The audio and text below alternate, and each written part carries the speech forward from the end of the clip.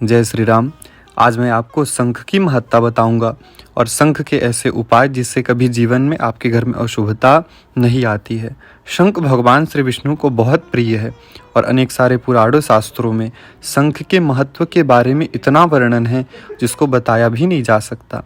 लेकिन मैं आज आपको 6 ऐसे विशेष महत्व और उपाय बताऊंगा शंख के बारे में, जो कि आप यदि नित्य करते हैं तो भगवान विष्णु की कृपा से और स्कंद पुराण के वचन से भगवान श्री विष्णु की कृपा आपको जरूर प्राप्त होगी। तो इसीलिए ध्यान से इन 6 बातों को अवश्य सुनिए।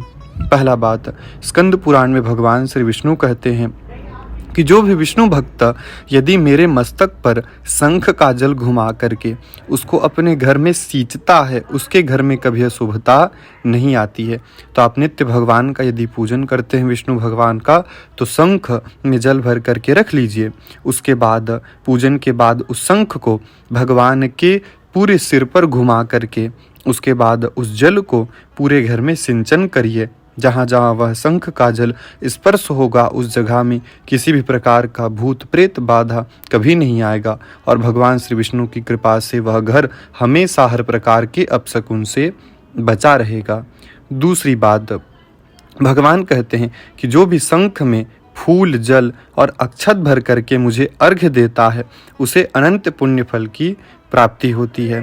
तो शंख में आप जल भर लीजिए, फूल रख लीजिए और अक्षत रख लीजिए। उसके बाद भगवान श्री विष्णु को अर्घ्य दीजिए। भगवान श्री विष्णु तुरंत प्रसन्न हो जाते हैं। तीसरी बात, भगवान कहते हैं कि तीनों लोकों में जितने भी तीर्थ हैं वे सब मेरी आज्ञा से शंख में निवास करते हैं, इसीलिए शंख को श्रेष्ठ माना गया है। चौथी बात, भगवान कहते हैं कि जो भी विष्णु भक्त यदि भगवान के स्नान के जल को शंख में भरता है और उसके बाद उस जल को अपने मस्तक पर लगाता है, वह सभी तपस्वी मुनियों में श्रेष्ठ होता है। इसीलिए पहले भगवान को स्नान करा लीजिए, उसके बाद उस जल को शंख में भर लीजिए और उसके बाद उस जल को अपने मस्तक पर नित्य धारण करिए। यह आपको हमेशा बुद्धि, बल, विवेक प्रदान करेगा और आपको भगवान श्री विष्णु जी की प्राप्ति जरूर हो जाएगी।